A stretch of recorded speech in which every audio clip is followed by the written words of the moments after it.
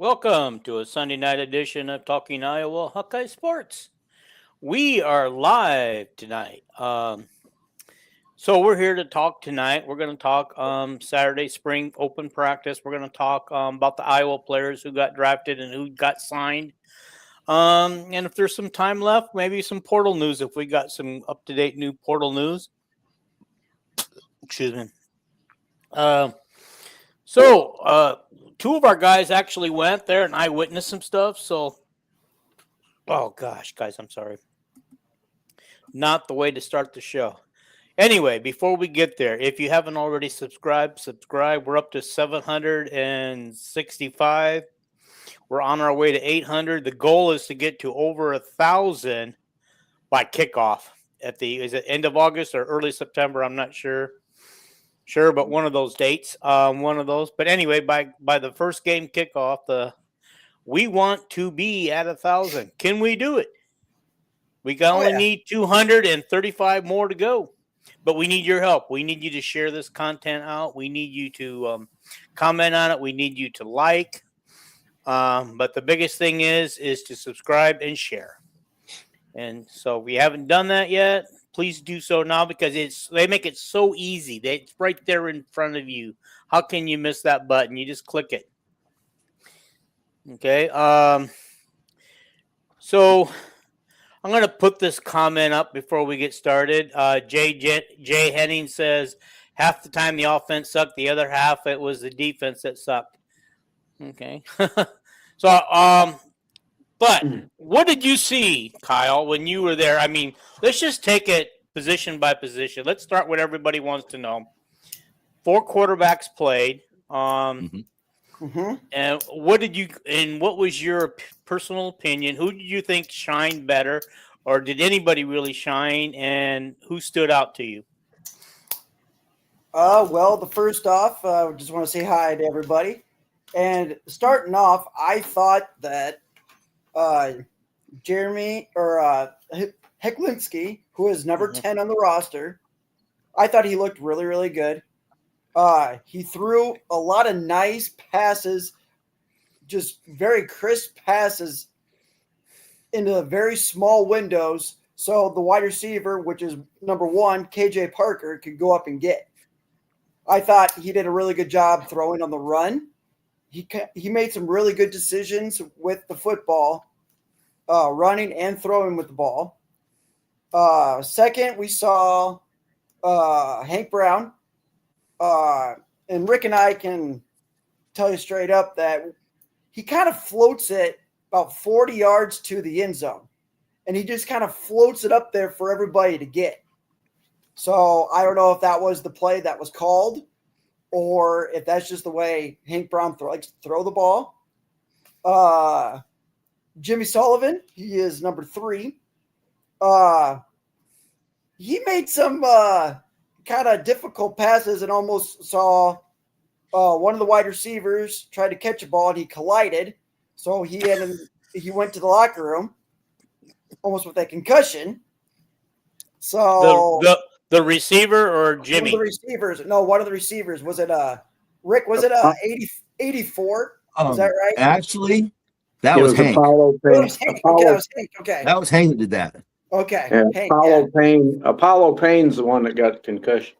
Yeah. Hank led him into a bad spot. Let's put it that way. Yeah. And he got caught between 2 DBs, and his head bounced around, and he went to the ground. And when he got up, you saw his eyes. I'm not saying they were crossed, but they were lazy. Yeah, they were. He didn't look good heading to the locker room. I thought KJ Parker, he's just very, very athletic football player. He could just go get a football, just go up and get it. He's just that. He's got a lot of versatility on that. But then there was a pass by, was it either Hank or Hecklinski, that he had to bat it away from the corner. So again, he could probably play a little bit of defense. So wasn't an attempt for an interception. Sullivan, he likes to take the risks and throw it into double coverage and kind of miss on a couple opportunities. And then Fitzgerald, we only seen a couple passes, didn't we, Rick, about him? I think he threw like by 6 to 8 range. Yeah. So like 2 series. Not too bad. Yeah. Special teams. We were pretty focused on the special teams. Okay. Like the Simpson kid is a Tanner Philpott. He is a Simpson transfer. He's number 35. He is a lefty. That's an interesting for a punter, because usually Iowa's had a lot of punters that are right-footed, so they kick with the right foot and not a lefty. He was okay.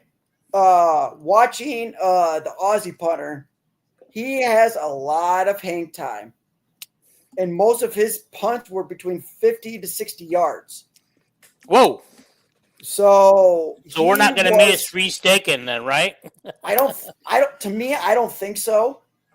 But I think he's a pretty dead-on punter when it comes down to it. Then on special teams, there was a couple plays where the two ends that were trying to block the punt, whoever those two guys were, they were pretty athletic. They got to a couple of the punters a couple times on punting attempts. So we got some ends that are pretty quick on special teams to get to the punter, the opposing punter. Defense, there was a pick 6, wasn't it? Technically. Yeah. Number 84. Rick? Yeah. And so the defense was there. They made some pretty good stops. Tackling was decent when they did. So, but yeah, that's what I saw. Let's go to Rick, because Rick's got a little bit better. He knows a little bit more, or something I missed. Let me ask you guys both of this question. Yeah, fire away. Okay, they did say that the offense sucked a little bit, but I mean, if we know anything about Kirk Ferentz and his teams, the offense is always a little vanilla in the spring, as well as the first couple games of the year. In what way did they say the offense sucked, though? Yeah, I'm curious. Was there he wasn't very thorough honestly, on his. I mean, when Jay, I'm going to put this question up from Jay Henning. Okay, if he would like to tell us why he thinks it sucked and why he thought the defense sucked, and how was the offensive line and the defensive lines?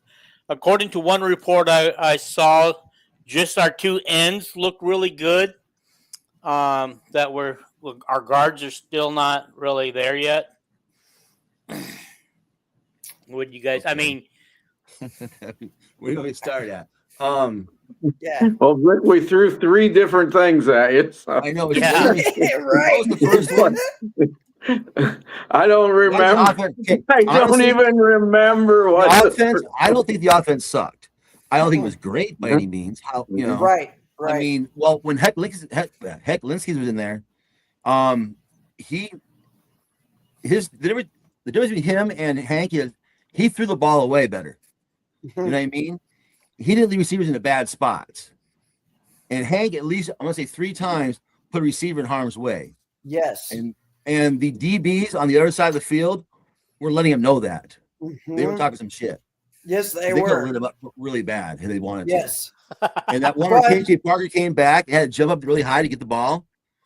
Those 2 DBs could have killed him if they wanted to. Right. You know what I mean? So Hank he throws a floater. Yeah, he does. He puts zip on the ball, yes, but for deep balls, he throws a hanger. And it gives guys recovery time, and they're on him. And it was, okay, hey, ho, stop. Yeah, exactly. And then the thing with Hecklinski, he's you could tell who is in control on the field, who is our leader on the field. He shows it 100%. Okay, he Brown does not. He also had a false start. Yeah, we had a couple. I mean, you'll have that at spring practice. You know, they're not going to look, crisp on that. Like, I can tell you what they did by possession. Yeah. Who threw the pick 6 pass? It was either Sullivan threw the tip pass that Anderson tipped. Joseph Anderson tipped and ran back all the way. And then Sullivan also threw the really bad interception to Styles. Now, why Oh, was yeah, that yeah, bad? Explain why that was considered bad. Because it looked like he threw it right to Styles. He threw it to Styles better than he did the receiver on that one. Yeah, Yeah, I think so. all of them are on videotape, and it's pretty easy to see all of their throws because hell, Hank only threw the ball 10 times. Yeah, and his first two were horrible. And two of them were pass interferences. Yeah, You know, and Hecklinski threw like 30 times, and 23. I think you're right on Fitzgerald was 6 and was Sully 10 times. He threw more, I think. I thought he did, but I don't know what He's Litzico wrote. he stands flat-footed like a little bit. Yeah, he does. Yeah. Kind of stands there and looks at the play and going, dude, you got kind of little movement here. And then he throws the ball. He's not a bad looking thrower. It's just he's I suppose he's a freshman, so never mind. He's fine. He'll be fine. I didn't see any horrible in him. He looked like he was a freshman. Right. And again, like Coach always says that he's not going to pick a quarterback. It's still close and will always still be close until 10 days before game 1 or the next game. So that was like a lot of the questions in the press conference was, who's going to be the quarterback or who do you think, and he's like, well, they're all, pretty close in practice. So, and everybody's going to say like, we're not going to be crisp, like, no false starts, no pass interferences, no pick sixes, but this is practice. That's why they do it. Yep. So again, we have quite a few months left to see what they can do still, clean up what they need to clean up, which they will.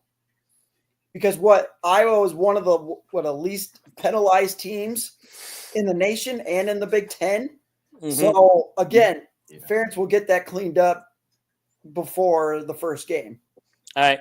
Toll House says, I've only seen highlights, but it is spring practice. We're talking practice, and it's a Kirk Ferentz, so I'm sure it was all very vanilla out there. That's what you expect. And Calvin even mentioned that in a group chat yesterday, and I was giving him crap yesterday about it, like he knew what was going on, but I just had to do that to him. It was obvious they weren't running all the motions and everything like Lester, because the spring practice is the one practice where all your opponents, including LeVar Woods and Fitzgerald, who are in the stands, they're as parents. So I know that, but at spring practice you don't run your offense. Right. They threw a lot of deep. They threw a lot of deep. They threw a lot of deep balls. They didn't concentrate on the. That we're going to run the ball just as much or more than we're going to throw the ball, and we didn't run the ball very much. It was not the offense. That brings us to the next question. Nobody's talked about the running backs. I haven't seen any reports on the running backs or anything. I mean, what did you guys see in the running back? Go ahead. Well, Kyle. that was because. Well, go Rick. Go first. That was because they were running 2-minute drills. Yes, doing the 2-minute drills. Yes, I thought they were really good at the 2-minute drills. All passing on purpose. Yep. Yeah.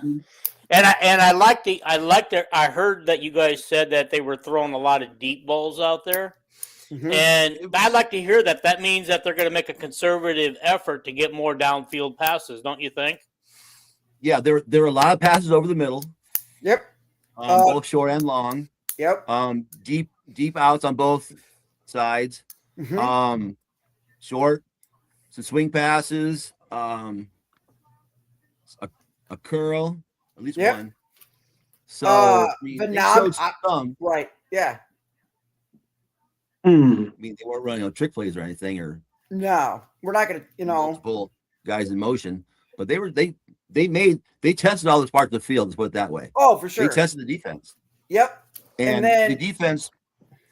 Oh, sorry. Go ahead. No, go ahead. If you finish, I'm going to take I was saying the defense when Heck was on the field, it was 50-50. We'll say.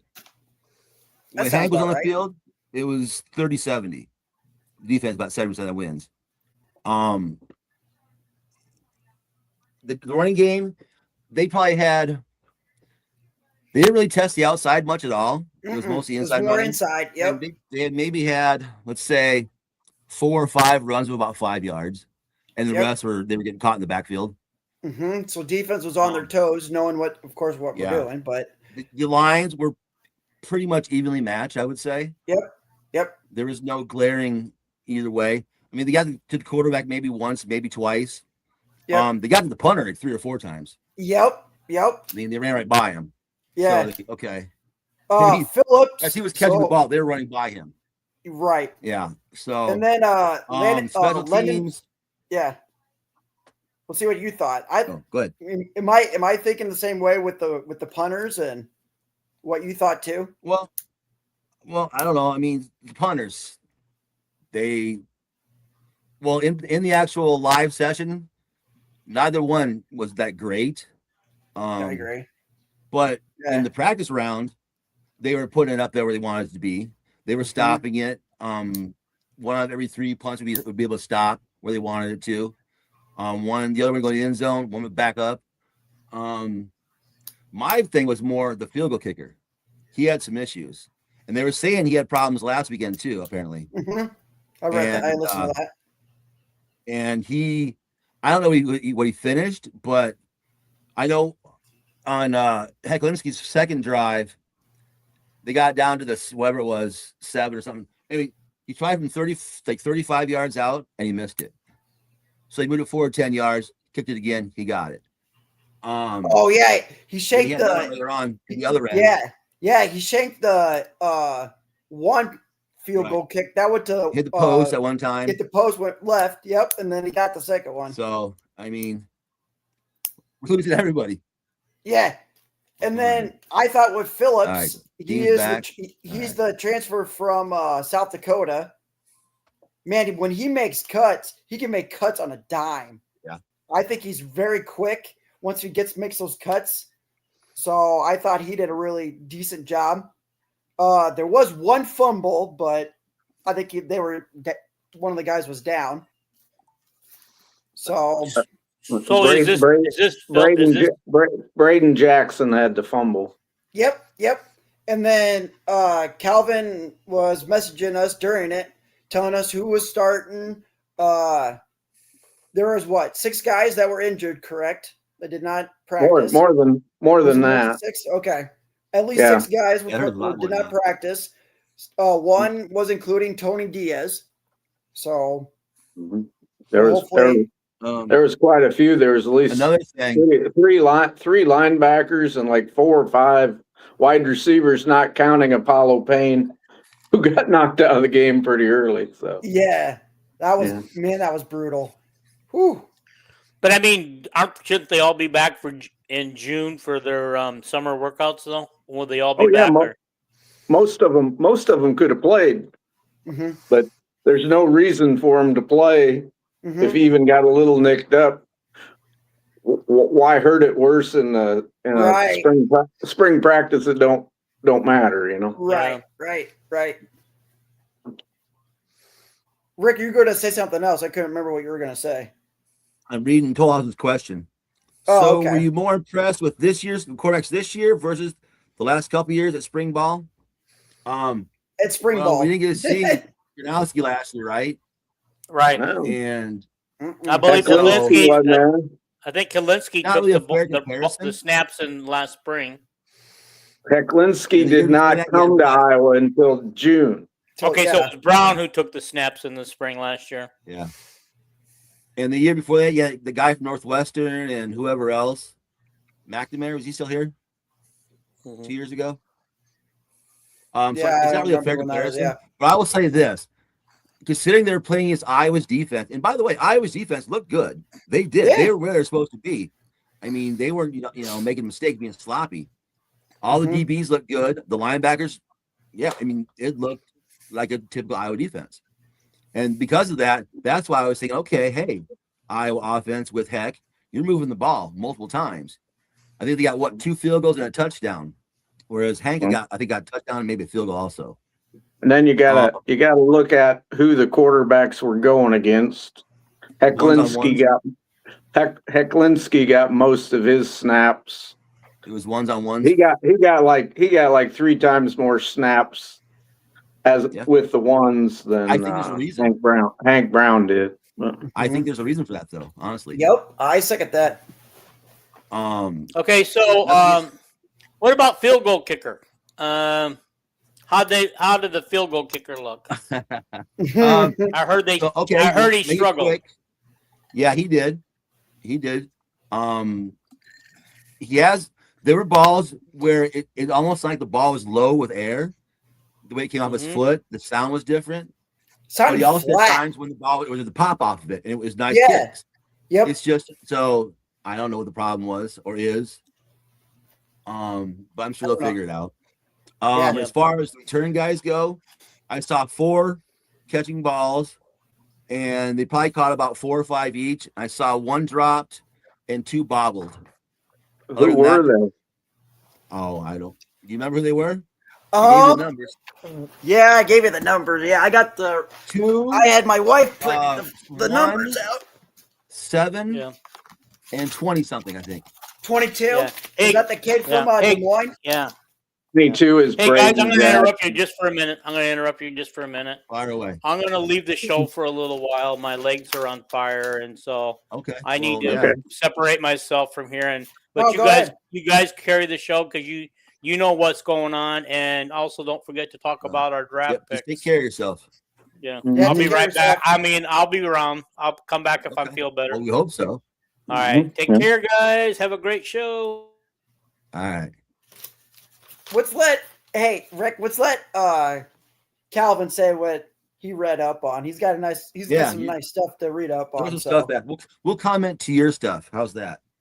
Well, I just tell stories. We'll say if they're true or not. Are you guys in the middle of saying something right now? Like I don't remember. The show changes it wants to go, so let's have fun. I don't know. I agree. But yeah, I would say special teams. Oh yeah, we're talking about the special teams kicker. Returns. Yeah. The 22. That's Braden Jackson. That's the kid from redshirt freshman from Ankeny Centennial. And then walk on. Yep. He can catch the ball, and he's got some speed when he catches it and goes upfield a little bit. Would you say 7? 7. Godfrey on defense, and it's the guy Howard on offense. Howard, yep. Dayton Howard, the kid from Kansas City, Missouri. Mm-hmm. So, and then what was the other number, Rick? I can't remember who the. There was 1, 7, 1, 2, 7. One or 2 is KJ Parker. And then 2 is he can catch it too. The receiver top Vanderzee. Vanderzee's number 2. Yeah. Yep. So those were the 4.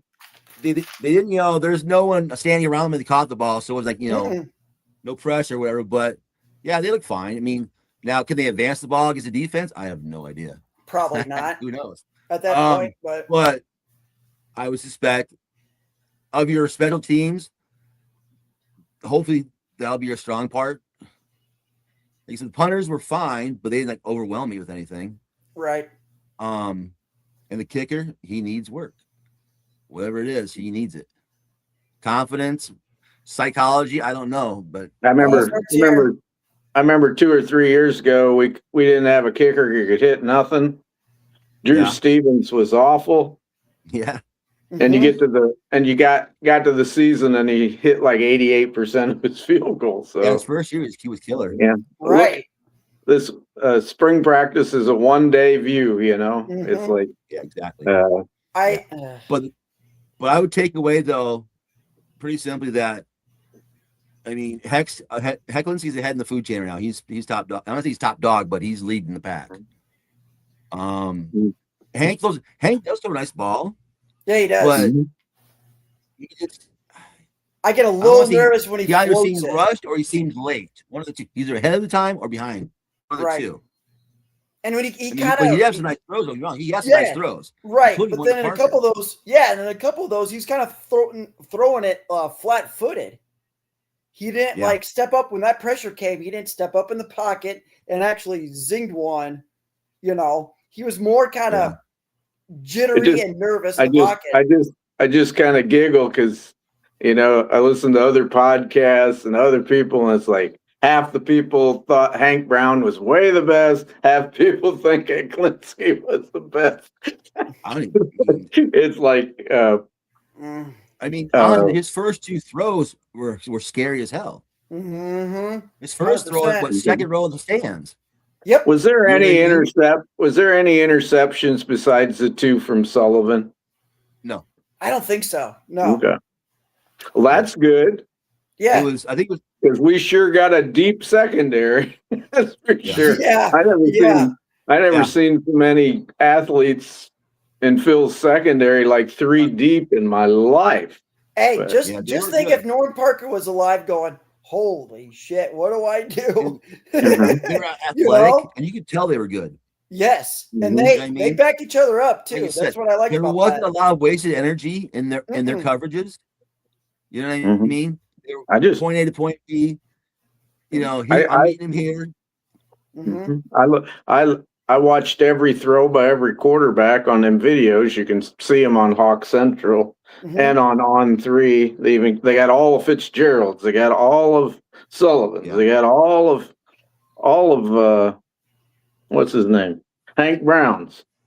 And then they got all of Hecklinski's, which is a lot of throws. You know, it takes a long time to watch all of Hecklinski's. But I couldn't believe how many quarterbacks threw into double and triple coverage. Yeah, I don't know if our coverage is that great or whether it was such a vanilla pass offense that our defense knew what was coming.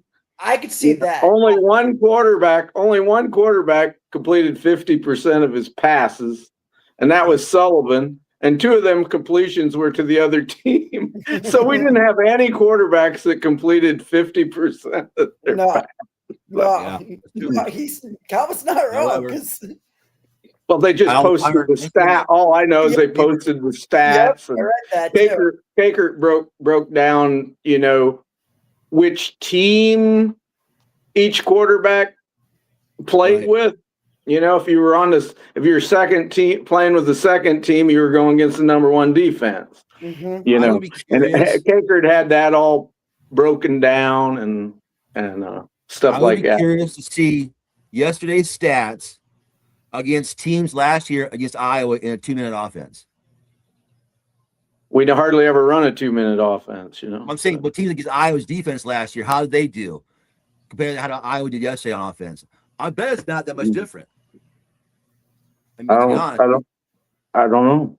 Because that'd be sweet. Playing, I know one thing. I know one thing. I'm sure the hell glad Pavia didn't run the 2-minute offense the whole game. They'd have scored 50 points, you know. But, and then Pavia, of course, Pavia did not get drafted. Thank God. I don't like him. If my Chiefs would sign him, I'd be happy. I'd take him as a 3rd quarterback behind Mahomes. I don't like his personality. That's what I don't like. I cannot criticize that kid playing with as much guts and as good as he does in a football game. Yeah. When did the tight end go for them? Second round. What? He was like what? He had like a 45-inch vertical. Is that what I saw? Yeah, he was a basketball player. Yeah, he could leap out. He was a highly recruited quarterback in high school and a basketball player.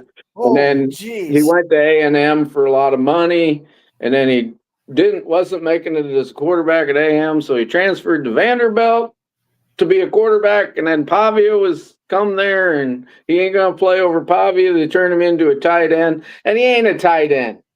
He's just a big wide receiver. He cannot block, and that's why he was a 2nd-round pick, because he was a good athlete and good hands, but he just wasn't a tight end, you know.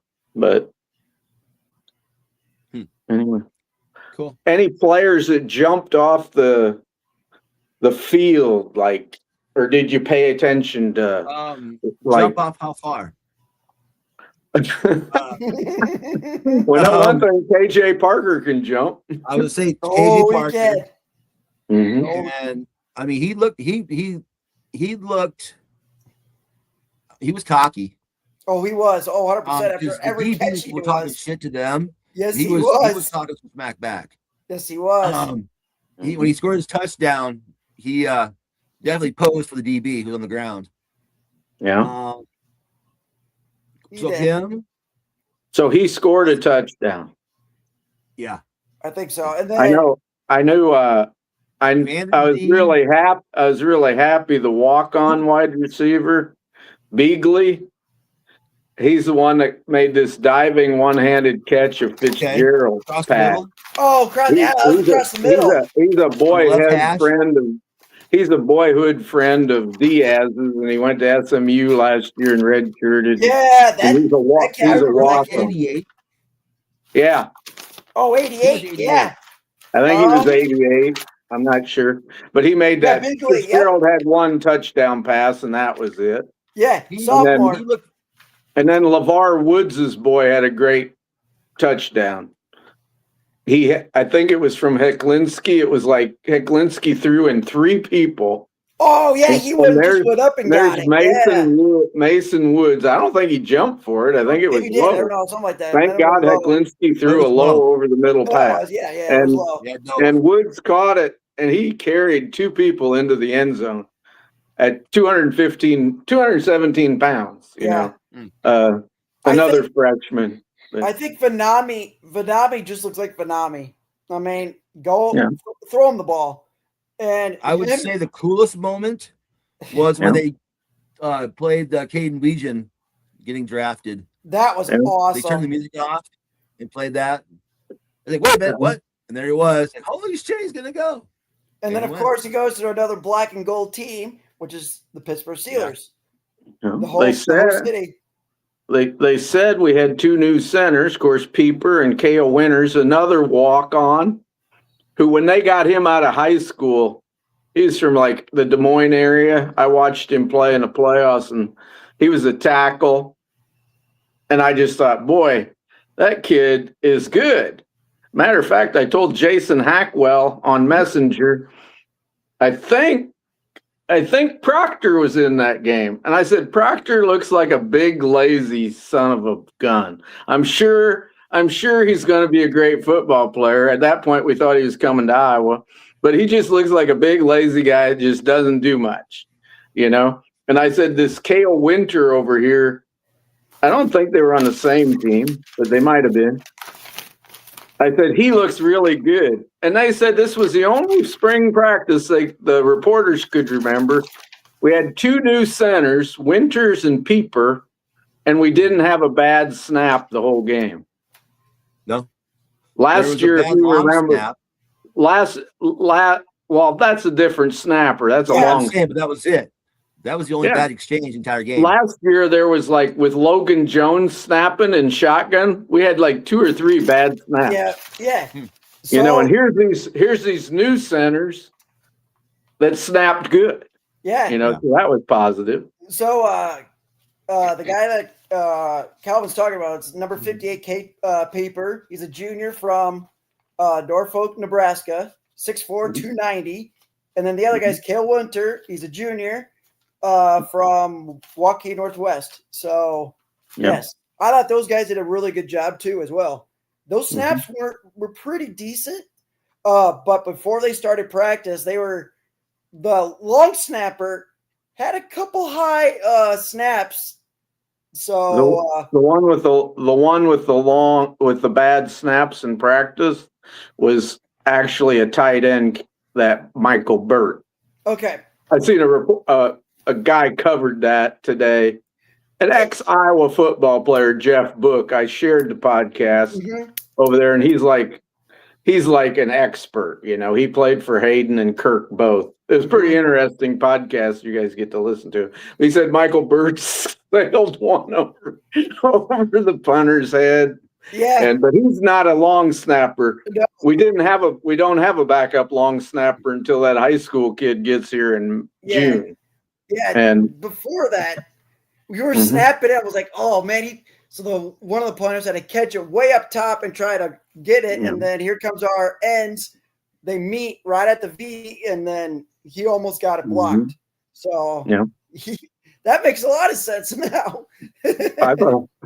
I thought watching all the snaps of the quarterbacks, our two best quarterbacks really did a great job of getting rid of the ball when they didn't have any time at all. Throwing it out of bounds. There was one snap where Hank Brown goes back to Bass, and what does Phil do? He blitzes Lutmer, and Hank Brown literally had half a second.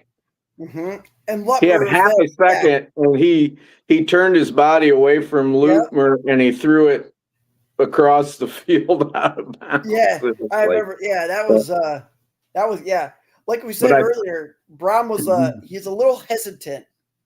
He sure wasn't that time, because if he'd been hesitant, he'd have been laying on the ground, or the ball would have been stripped. But I thought it was positive that our two quarterbacks, you said neither one threw an interception. Right. Is that what you guys said? Yeah. So, and I noticed they got rid of the ball because they had a lot of pressure on them. If you're when you go into 2-minute offense that you guys said they were running, Phil had Jose Epinesa and Drew Campbell in at defensive tackle. And then he had Brown and Joseph Anderson out on the edge. That's 3 defensive ends rushing the passer. That's why our quarterbacks didn't have a lot of time. Yeah, they put the ball at the 45 with 27 seconds left. You got the ball here, kick a field goal. Or they put it minute 34 at your 45. And now what are you going to do? I mean, they tried different. It was kind of cool to watch, actually. You couldn't watch a whole game or a full scrimmage, obviously. So at least make it worth our fun, and it was. Did you have more people that stood out, or not really? Stood out? I don't think so. I know you guys don't know the numbers like I do. Because there were some guys that played good that have only been at Iowa since the 1st of January. High school kids. But you wouldn't see their number out there and say, "Oh yeah, he's not even started. He hasn't even started. He didn't practice last fall." So I'm gonna say this is a compliment to Iowa. To me, you are a no-name defense, which means plug and play. How you doing? We're covered where we go, and it was cool to watch. I mean, they were they were where they're supposed to be. I mean, they were disciplined. No penalties. One PI in the end zone. There was one. That was on a Hank Brown throw. Other than that, and they were on top. I mean, the receivers at times got open. Other times, no, not even close. Right. Couple false starts. A little over. It was. I mean, but did I see a superstar? But my thought is, I'm hoping everybody's just that good. Right. That's why I didn't see any superstars. You know what I mean? Yeah, the place you can't plug in a young player usually is that defensive line. Most kids are not physically ready to play. Right. They come into Iowa at 245, not 285, But when Iowa passed, the defense was able to move the pocket. Not with ease, but they were able to do it. On runs, Iowa's O-line was able to get some traction, but then after 4 or 5 yards, it was over. You know what I mean? There were so many Iowa players on defense. He ain't going nowhere now. Right. They hopped the ball. So, but yeah, my thought is that hopefully everybody is talented now. That we're not going to see any, oh my God, this guy is really good. No, it's because that guy sucks so bad kind of thing. The floor is raised, I would say. 100%. I don't know the ratio of offense to defensive players, but I'm thinking I almost saw more offensive players on the field than defensive players, just standing around even. Oh, I don't know. Either black versus white. I saw a lot. It seemed like I saw a lot more black jerseys than white jerseys. Yeah, you're right. Not a lot more, but more. I agree. So I did see and that that's too. interesting to me too, because I was always been more the defensive side of the ball. And Mhm. if they're starting to focus that way, good, Right. because they need to. Mm-hmm. A couple of the guys that played pretty good, according to all the reports I listened to, that were these true high school kids, was Darian Jones, a cornerback out of Omaha, and we didn't see him. Marcello Vitti, he came in at cash, and he's the one that I think he's the one that knocked Apollo Payne to the moon. Okay. Yeah, he can hit pretty hard. Yeah. I think And that was the guy. It wasn't a violent hit or anything. It just he got sandwiched and his head bounced, pop, pop. Hit the ground. It was a clean hit. It wasn't going towards the head or anything. He was trying to go for the ball, and the throw put him in a bad spot. Right. But I think was late or short or both. But and then if I do want to point this out that they did the wave. They stopped like halfway, and we all waved, and then of course that's for me it's pretty emotional since I know a couple kids that were up in that hospital. My mom was up at that hospital, so every time they do that, I always get a little emotional. But that was really neat to see. I liked seeing that. It was honestly a quick 2 hours or 2.5 hours. Yeah. And man, it was a nice day. Beautiful. Couldn't ask for anything better. How'd the top of your head survive, Rick? No, I had a hat, so we're good. No, you wouldn't. No, I never had glass. No. Yeah, I'm fine. I got red, but I got a little red too. Yeah. I know us guys that ain't got the full head of hair, boy. Yeah. My head will sunburn something terrible. Right. Decent crowd. Very decent crowd. They said there was 3 times more people there than last year. I would guess. I did not go last year, so I can't say many that. thousands. I'm not saying 10,000. I'm just saying what news reports. Yeah, I mean, news reports. Left and right, and you saw people everywhere. Yep. You probably see 4 or 5, then a gap. 4 or 5 more gap. 4 or 5 more gap. And did you guys notice anybody in the offensive line, defensive line that stood out? Or I think they all I think everybody did a kind of collective job on both sides of the ball.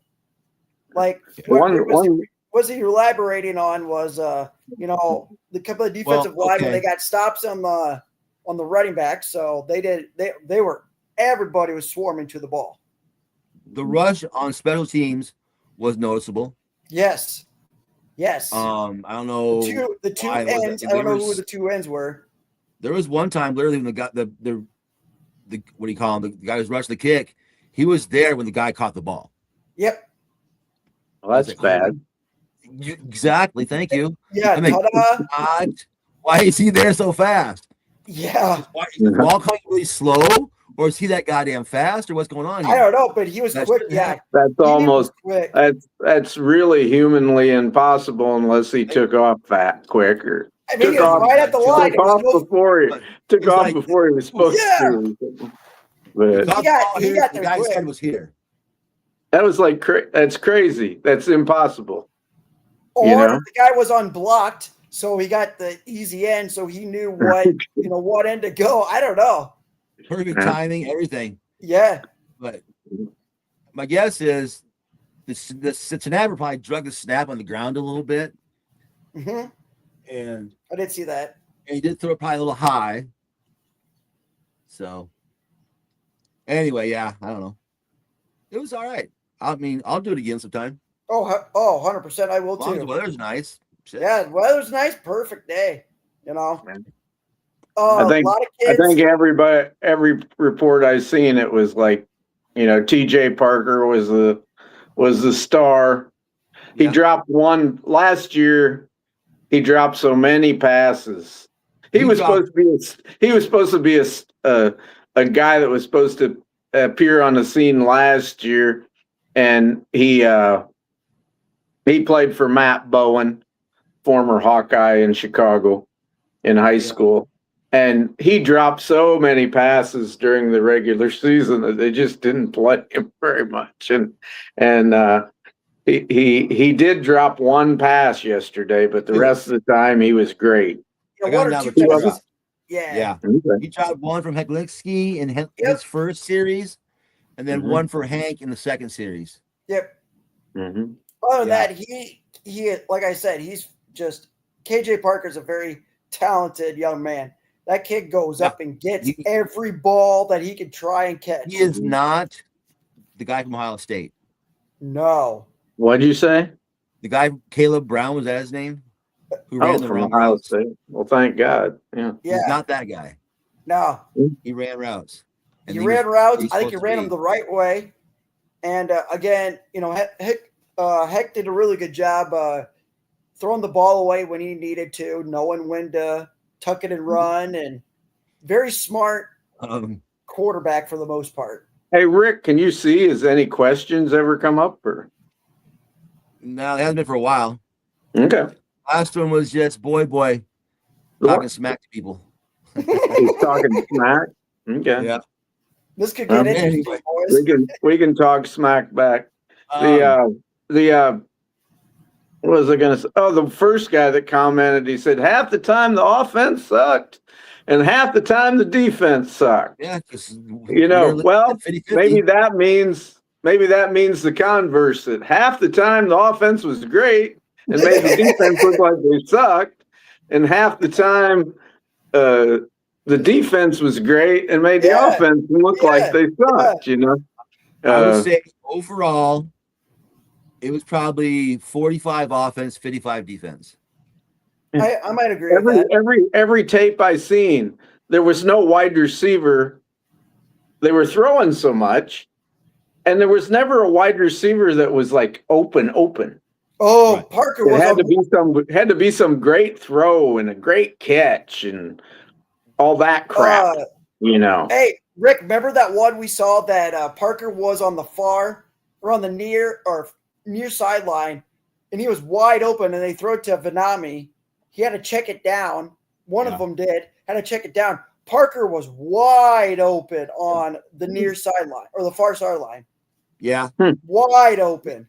On the same side of the field or the other side? Vanami was going, kind of made like an out towards the right sideline, and then Parker went like a corner route or a post to the left side of the end zone. On the left sideline. Yeah.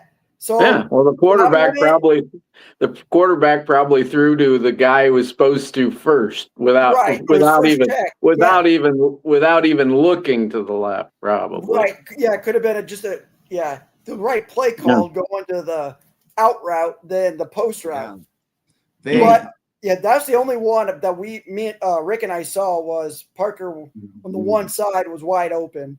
But again, like you were just saying, it could have been just the pass or the play that was called for it. So the report I read, the podcast I watched today said the two best runs by running backs were actually by the walk-on Braden Jackson on one of them, and the other one was Alante Dean, who's also a freshman. He played safety last year, number 15, I think he is, or something. And they moved him over to running back last fall when they got short of running backs. Avante Dean, he's number 15. He's a redshirt freshman from Plant City, Florida. Yeah, I know all about him. But I was just saying that a podcast said he made one of the best runs. Yeah, he did have a nice couple cuts. 15. DJ K's old number. So, yeah, I thought he did a really good and then the kid from Ankeny Centennial, he ran a couple times. Like I said, he's fast, but once he makes the first couple cuts, he can make some people miss.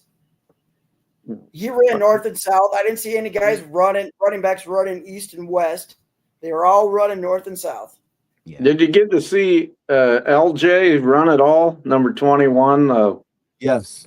LJ Phillips. I want to say Phillips. Yes. He's a kind of a between the tackles guy. He ran He ran on left side between tackle and guard.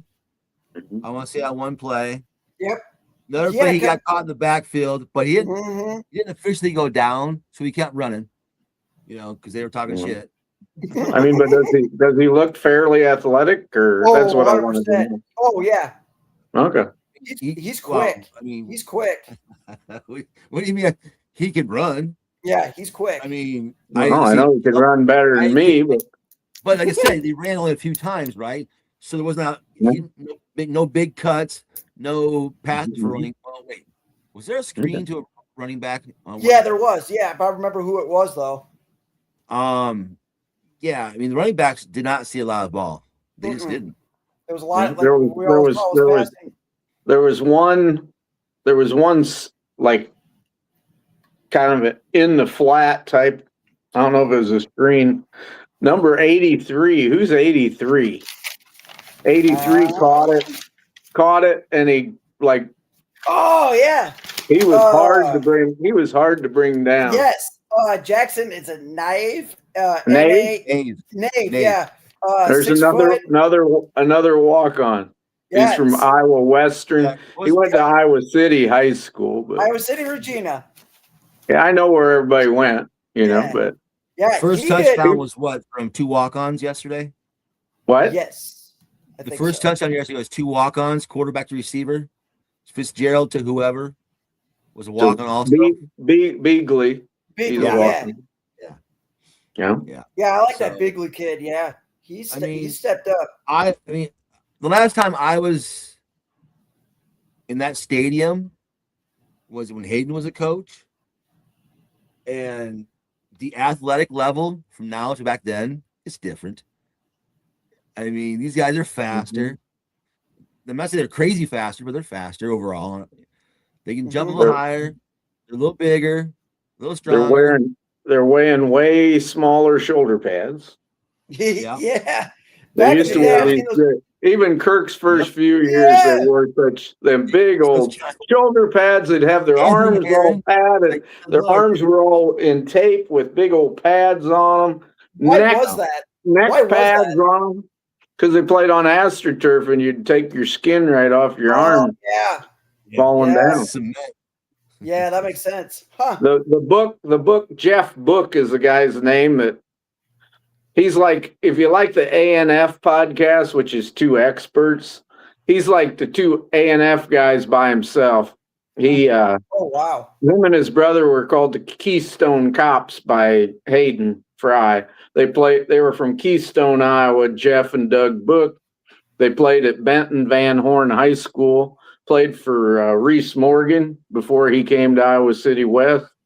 And anyway, but the Jeff Book who did it, he's one of them guys that he played 2 years for Hayden and 2 years for Kirk. And he commented today in the podcast, one of the guys on there asked him, what's the difference between spring football with Hayden and spring football with Kirk? And he said, well, with Hayden, it was a show. And with Kirk, it was like all discipline. And he said the main difference between Kirk and Hayden was Kirk ran it like an NFL team. Yeah. And the weight and conditioning program was totally different. He said with Hayden, it was like, it's okay. You guys will go work out. With Kirk, it was like they were there watching you work out and you were in torture. When you came out of winter workouts or spring workouts, summer workouts, you were a different person than when you went into it. Gotcha. You were much faster, stronger, lower body fat, and stuff like that. So I thought that was interesting to have really interesting. Holy shit. two coaches. That's why Bobby Sanders went from running a 4.7 40 to a 4.45 40 in the NFL Combine. But anyway, any more spring game practice thoughts? I was gonna say, speaking of NFL, that'd probably be a good time to transition. I mean, we can if you want to. The only thing I had was reading, Listico, he thought Hecklinski did the best because he had a quicker release. Mm-hmm. Well, I think Kakert thought that Hank was much sharper, I don't know. but I'm not. But I Yeah. don't remember if that's quite right. But that Jeff Book, who's an expert, he said, "Oh, Hank Brown was way the better quarterback." You know, so I don't know. That's why I laugh because different people, Mhm. two different Based people on can results, watch it's not true. the same thing and come away with two different opinions. Yeah. You know, I mean, so I'm saying, like I said, the biggest difference was that Hecklinski threw the ball away better. He put it in a Yes. spot where Decision making. okay, there's still a chance you can get to it, but if not, no one else is gonna get there at all. Brown. He also throws the ball from different positions, overhand side, or angles. Mm-hmm. I noticed that Hank was a really good athlete when he took off to run. Yeah. He only ran maybe once, but he ran around the edge. But we'll find out in the fall. We'll find out who's best quarterback. So he moves fine. Exactly. Yeah. So but again, Hank, when he throws it, he's got a little zing to it. He can spin it a little bit, but his decision making is. I mean, of course, it's practice against our right. Defense is your strength. Offense will handle itself fine. Special teams, we'll see. I mean, really, that's if you want to worry about special teams. Yeah, we're not gonna.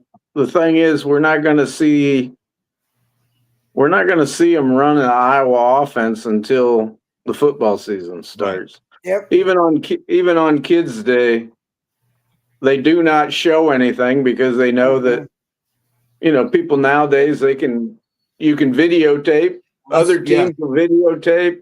You got drones flying around, anything, so they don't show anything. So I'm just excited to see when the season starts and the bullets really start flying and the offensive linemen go 100% speed and the defensive linemen go 100% speed and see what we really got. So you want to talk about the NFL draft, Rick? Oh, hang on, Kyle had his hand up. So, like when everybody said, like LeVar Woods and was it Fitzgerald were both in the stands as parents. Them being at Michigan State and Iowa doesn't play Michigan State for another 2 years, almost 3 years. Some people behind me were just, what do you think? Do you think one guy was talking to another guy and they were like, hey, do you think someone was videotaping and like what we do and everything? And I'm just like overhearing this going, I think they're just there to my thought was they're there to watch their sons play. I'm sure Michigan State gets a videotape of that whole thing anyway, without Fitzgerald and LeVar there. They were there. I'm thinking too. They were there because they had their spring game last week and they're there to see their, right. They're there they probably had their wives there and their other kids there and everything. So, right. It was just kind of interesting. Addie Deal was there. She was sitting with the Sullivan family, Jimmy Sullivan's parents. So I did notice on the one far side when they were all on the south end zone, a couple of basketball players were there. I saw some pictures on one of the websites that, Sage and a couple of guys were on the field, on the sidelines, kind of walking around a little bit. Didn't see any women recruits. I didn't see any. Supposed to be at least 2 women's portal recruits that visited this weekend. I don't know whether they peeked in at the spring game at all or what they did. But I will say this: they came out on the old tunnel. So, and I think they all exited out of the old tunnel as well. So what I refer to the old tunnel for those listening is where was it the northwest side? There's that old little short little tunnel, and that's where they have like during the games they honor a team, so they come out of that tunnel towards the field when there's like a stoppage of play. So for those who didn't know about that. So you want to talk about the draft, Rick? Yep. Same. Go ahead. No, you talk about it. Yeah. Your turn. Oh my God. Yeah, it's your turn. You're the one typing away on the chat room. The first guy drafted was Logan Jones, right? By the Bears. By the Bears. The 57th draft pick. And he will be I'm sure he'll be a Pro Bowl center, probably more than once for the Bears. And I think they signed 2 more centers, free agency or something, but I'll guarantee you Logan Jones won't take him long. Won't take him long. The guy from NFL Network was saying that he should be a day 1 starter. I think so. Mm-hmm. They got that Bradford, who was a first round pick for the Vikings probably 7 years ago. And then Bradford was the starting center for the Patriots in the Super Bowl. They got him in free agency, but I think that was a waste of money. Now that they got Logan Jones. There's no development necessary. Right. He's ready to go. I think the Bears were actually smart enough on their draft picks. I had a couple of guys listening behind. I was listening behind me about it, and they were talking about, the Bears are finally father and son. They're super nice people from Cedar Rapids, and they were saying, it's kind of nice that Bears were actually smart enough to draft some good draft picks this year. I think they got 2 future Pro Bowlers with the safety from Oregon who was at Purdue for 2 years, and then of course Logan Jones. Yep. Now our second Iowa draft pick, of course, was the ginger-haired genius Jennings Dunker. To the Pittsburgh Steelers, probably going to be a guard. They traded up for that pick, by the way. Yes. What'd you say? They traded up for that pick. Yep. So that says something. Mm-hmm. Yep. I liked it. I saw McCarthy, right? And then the Seattle got the other guard from Iowa, and they traded 2 draft picks. They traded, actually 3 draft picks to move up. Wasn't it? Yeah. Yeah, to get him, and they really wanted him. To me, he's just going to be a beast in the NFL. So they have 2 linemen from last year's team, then, right? Him and Mason Richmond. Yeah. Mm-hmm. Yep. So there you go. So then Weegen went to Pittsburgh. Yep. He went almost exactly. He got drafted almost exactly the same number in the draft that Charlie Jones did. So he's talking shit again. What does it say? The boss is back, thank God. Well, we don't hear Boy running his mouth of what he thinks. Wait a minute. By the way, have you guys been keeping up on the comments and reading them to everybody? Once Boy started going, I kind of left it alone.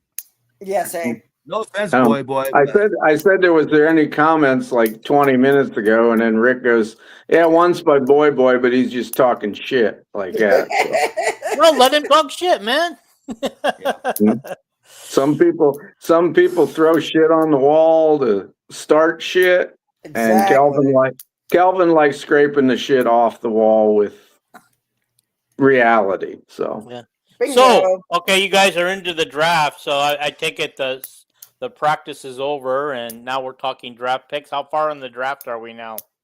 Hayden. To Wetchin and the guard that went to Seattle. Okay. So we got three more guys that were drafted. Yeah, right? I saw. Hall went. Mm-hmm. And then Max Llewellyn. Who was the other one? Webber, Shire. Shire, Houston, right? yeah. And then Webber went to Kansas City, which is good for Calvin and I's Kansas City Chiefs. So Nawampa and Herkett went to the Chiefs. That's it's kind of cool. The Large went to the Bears to go play with Torrey Taylor and Logan Jones. And then Gronowski went to the Dolphins. Yeah. Yeah, didn't the Dolphins sign a whole bunch of Iowa players? Out of free agency. Yeah. Because he didn't get drafted. How many of them went to the Dolphins? You know, did Logan Lee? How many free agent signings were there? That's all I know is them ones we just mentioned, them 4.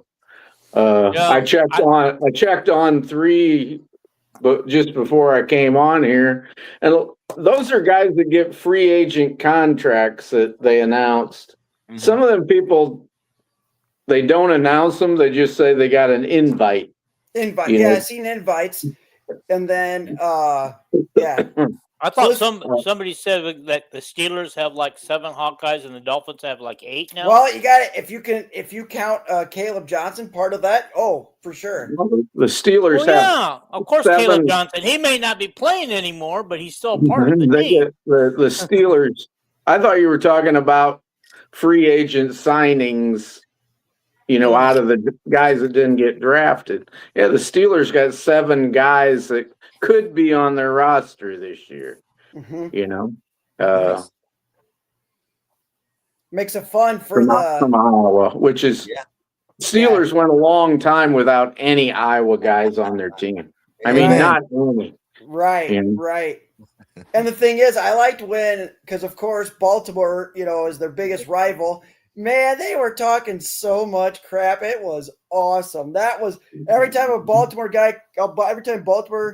was up for the pick, man, they were booing everybody up on that stage. That was awesome. Who did the Ravens sign? Oh, Aaron Graves. Graves, yeah. That's a good for the Ravens, to be honest, with Graves. Yeah. Right. I just hope he makes the team. All right, guys, I'm going to disappear again for a little bit. If you happen to get done early, do we have another comment? Boy says First Amendment, baby. First Amendment. Okay, you suck, boy. No. You don't have the First Amendment right to say that. Yes, I do. We can't talk about religion or politics, I'm told. Bingo. Mm-hmm. But yeah, this is a Hawkeye sports show. All things Hawkeyes. But anyway, guys, do you feel like we can wrap this up in the next few minutes, or do you feel like you need more time tonight? You want to talk the portal at all beyond the 2 women? We talking about 2 women. 2 women. I know who one of them was that visited this week. The Faison 6'2" guard forward from Georgia. That. And the other one, the name's kind of a secret. I don't know who it is, but if you want to wind up the show, I just want to make sure that we've said everything tonight. You wanted to talk about the draft. Did we get the draft completed? Did you do we have anybody else in the portal to talk? Did you watch Caitlin play at all? Calvin did. So let Calvin go on that. How'd she look? Well, she looked good. She played 17 minutes, came out, and I think she hit about the first 7 points of the game, and then 7 points, 3 rebounds. And then a bunch of them people that they've added to the team look really, really good. 109-91 was the final score. Yeah, preseason. I think. It was just preseason. Yeah, but the Liberty and the Fever played about the same amount of minutes as far as their starters, and then let it go. And some of them new Fever players, Raven Johnson and that girl that had 3 names, something Walker. She was really good. Well, so the one thing I saw in the stat line is Caitlin did play like 17 minutes or something, but she also was also like 3 for 10 of shooting and 1 for 7 for 3-point land. This is not Caitlin type numbers. But this is also preseason. It's also her, first time being with the Fever and not FIFA USA. Yeah, it was just an exhibition. It wasn't a game. Yeah. Oh, I understand that. Vandy Chris is already hyping some rookie that got drafted to the Fever. And how much she played more. She played more than Caitlin and scored more than Caitlin. He's not letting us know. I don't know. Is she from Vanderbilt? Yeah. Raven Johnson was 3. Raven Johnson was 3 for 3. I have the stats on the game if anybody would like to know the stats. Let's go for it. Let's go for the stats. All right. The first one, there's 2 hyphenated names. The Hines Allen, 17 minutes. She had only 4 rebounds, 2 assists. Cunningham played. The authority. Yeah. Cunningham played 14 minutes, scored 13 points, 2 rebounds, 1 assist. Billings, their center, 21 minutes, 9 points, 7 rebounds, 1 assist. Caitlin had played 16 minutes, scored 7 points, 3 rebounds, 4 assists, 2 of 10 from the field. Made all of her free throws, was 1 of 5 from 3. Mitchell, 17 minutes, 18 points, 1 assist. Timpson, 24 minutes, 11 points, 2 rebounds, 1 assist. Walker Kimbrough, 22 minutes, 18 points, 4 rebounds. The Johnson, 17 minutes, 6 points, 3 rebounds. Timmons, 14 minutes, 10 points. Taylor, 12 minutes and 9 points. And then that Pissott, Pissott. That's her name. Yeah. 10 minutes. Yeah, Pissott, 10 minutes and 8 points. Those were the stats of the Fever. That girl with Walker in her name played great. She's back. Okay.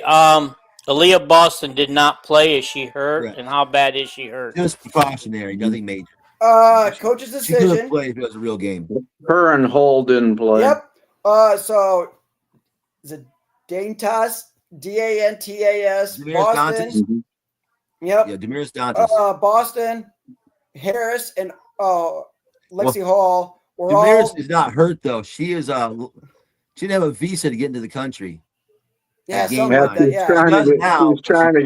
trying to get back in the country. Yeah, finally got one today, I guess. All coach's decision, so did not play. The coach's choice. Hey, you're staying in Brazil. That's my choice. Yeah.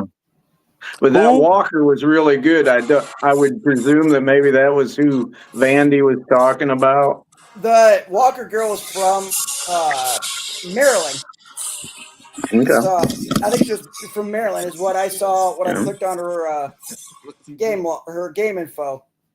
Yeah. By the way, that great Vandy roster, they had one guy drafted in the NFL.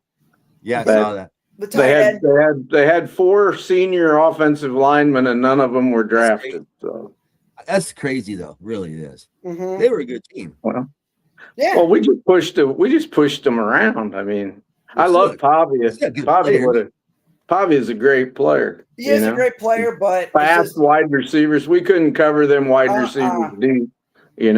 I'm just glad Vanderbilt didn't throw to him until the second half. Yeah, and putting I'm like our defense just stepped up. I mean, we had 5 sacks, and Pavia was on his ass. Mm.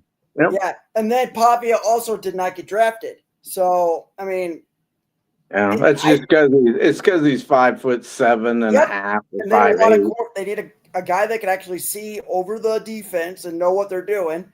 Is he an athlete? Yeah, he's a really good player. He's just very cocky. Thinks his shit don't stink.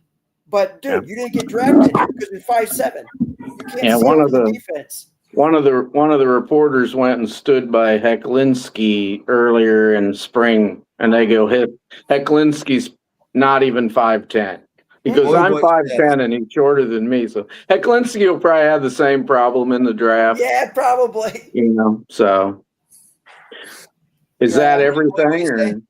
We got everything covered? I think so. What did Boy say last? I don't know.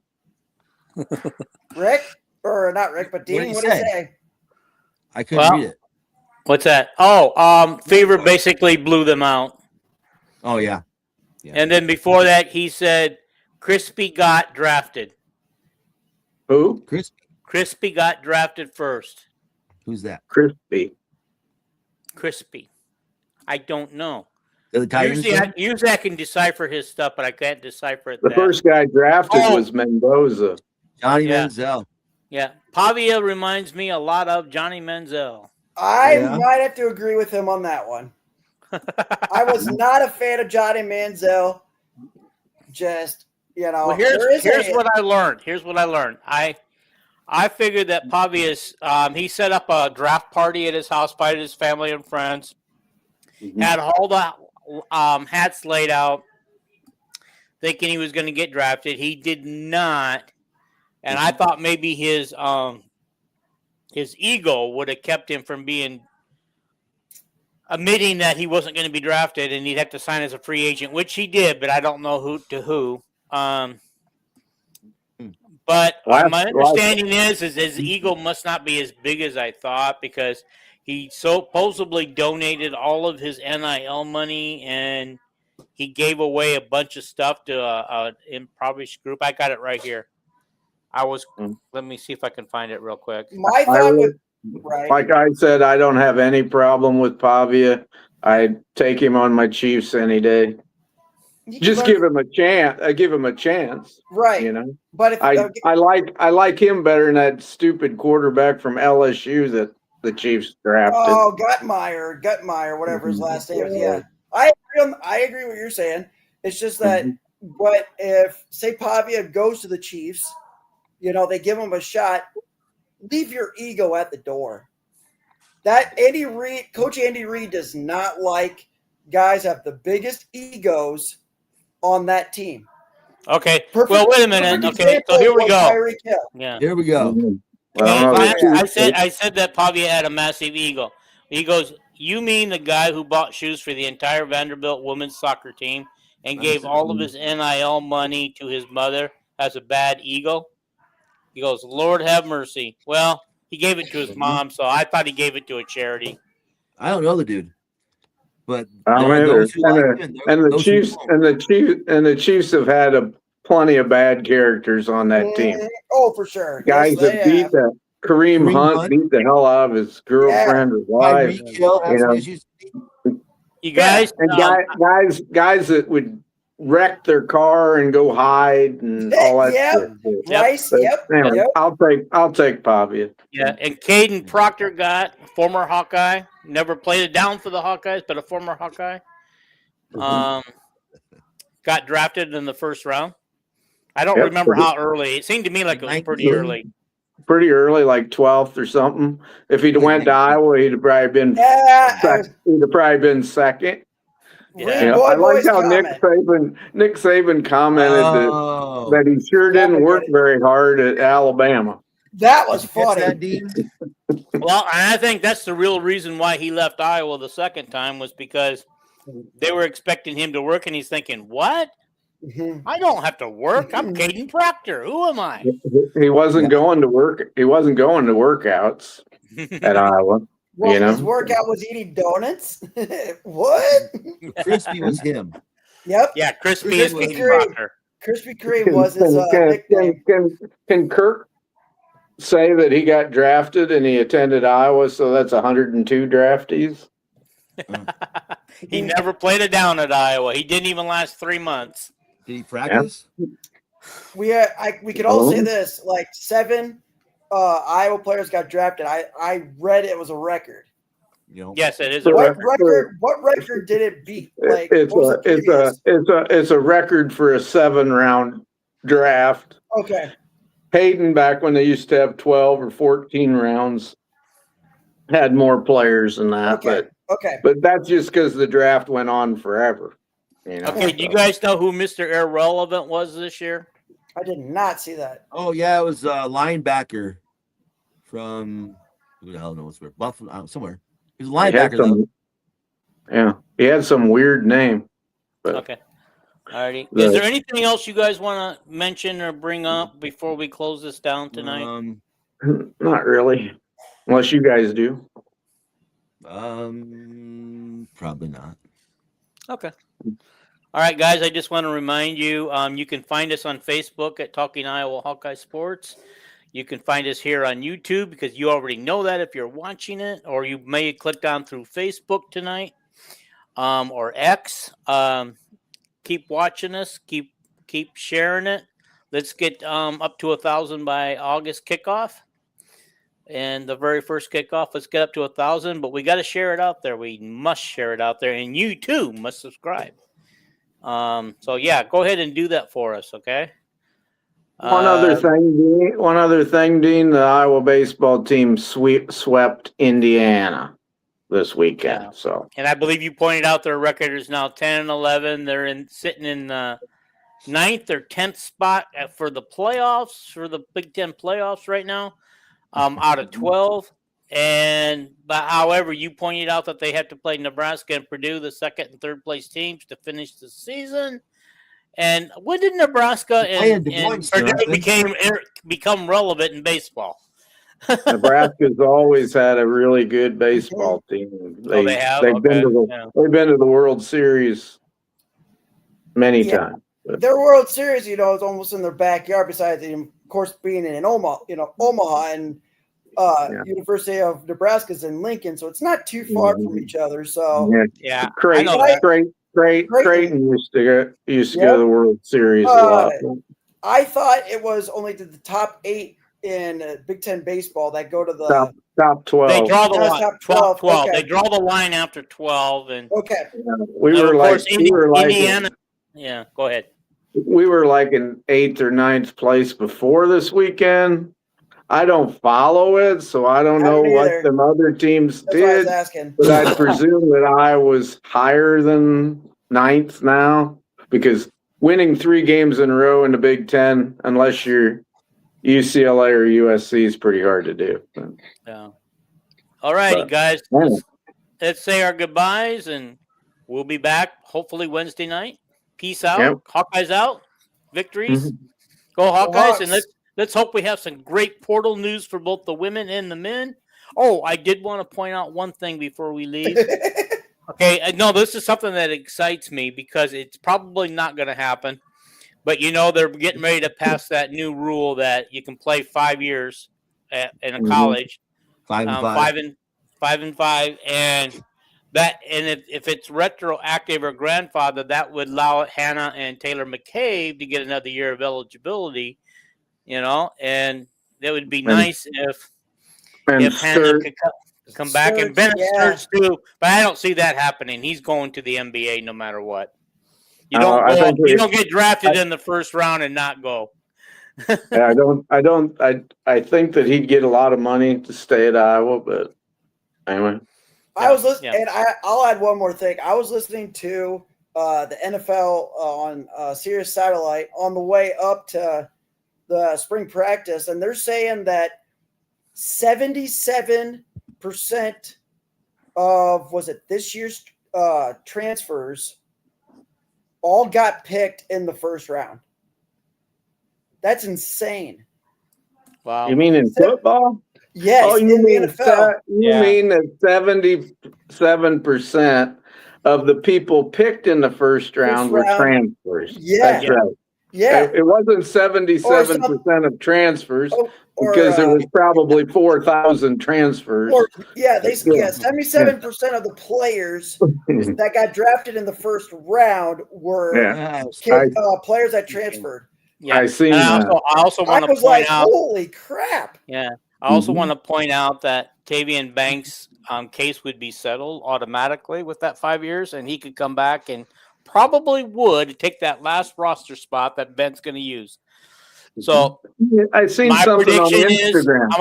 My prediction is Banks is coming back.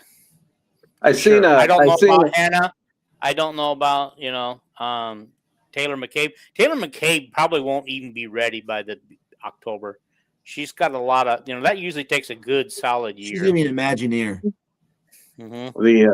The one thing I wanted to point out, I seen on Instagram today, Jake Cook was had an Instagram post saying what a great time he had at Iowa. He didn't say that his career was over. He didn't say nothing else. He just said, "Thank you, Iowa," like that. And I thought, is he not going to be on the roster next year or what? But there was no explanation to it. So yeah, that's interesting to know. Yeah. Oh, maybe Banks and Sturts are coming back to Iowa next year, and they got to make a room for them. I don't know. Cook was a walk-on anyway, so we. Yeah. Okay, guys, let's get out of here before we get too much longer. Boy. Happy trail to you. I used to have a friend that if I overstayed my welcome at his house, he started singing that song to me. Nice. So I knew when to leave. So I would just intentionally wait till he sang that song. Have a good week, you guys. Yeah, have a good one. Yeah, get some portal news going here. Bye, guys. We're going to leave you now. And thank you for watching. Please share it. Please like. And